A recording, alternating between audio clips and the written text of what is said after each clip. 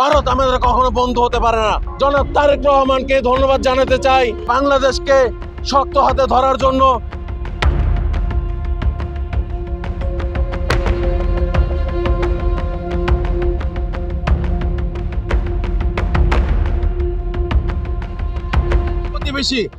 প্রতিবেশী প্রয়োজনে আমাদের বাংলাদেশের সীমান্তে মানুষ গুলি হত্যা করে মারে এবং প্রয়োজনে তারা বর্ডারের এই বেড়িবাঁধের পানি ছেড়ে দেয়, অপ্রয়োজনে তারা রেখে দেয় এবং এই প্রয়োজনীয় এই বন্ধুগুলো আপনারা রাজনৈতিক নেতারা বানিয়েছেন।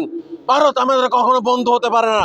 অন্তর্বর্তীকালীন সরকারকে বলতে চাই, আমাদের তিস্তার এখানে একটি বাঁধ তৈরি করতে হবে, বেড়িবাঁধ তৈরি করতে হবে।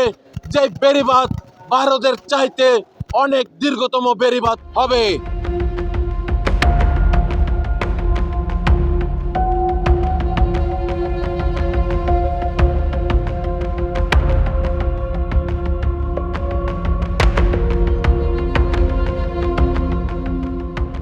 বাংলাদেশের পাসপোর্টে পুনরায় ইসরায়েল নিষেধাজ্ঞা এবং ভারত নিষেধাজ্ঞা করতে হবে।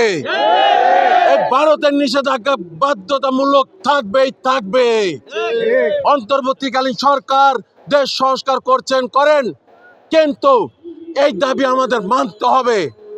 আমি আপনাদের মাধ্যমে ডক্টর মোহাম্মদ ইউনূস সাহেবকে ধন্যবাদ জানাতে চাই। বাংলাদেশের এই ক্রান্তি লগ্নে বাংলাদেশকে শক্ত হাতে ধরার জন্য এবং তার হাত ধরেই বাংলাদেশের গণতন্ত্র ফিরে পাবে, বাংলাদেশের ভোটের অধিকার ফিরে পাবে, সেই আশা করছি।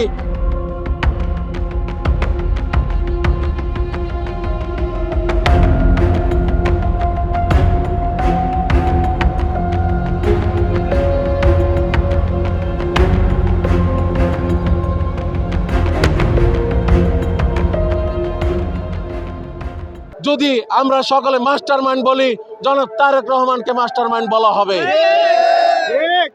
আমি আপনাদের সকলের কাছে একটি আশা ব্যক্ত করব, আপনারা সকলেই ভারতীয় পণ্য এবং ইসরায়েলি পণ্য বয়কট করবেন। আল্লাহ হাফেজ। বাংলাদেশ জিন্দাবাদ। মরহুম আব্দুল হামিদ খান ভাসানী অমর হোক। দেশনেত্রী বেগম খালেদা জিয়া দীর্ঘজীবী হোক। ইনকালাব জিন্দাবাদ। শিয়া বাটার ও ভিটামিন ই সমৃদ্ধ lily glam beauty soap. Lily, always beautiful.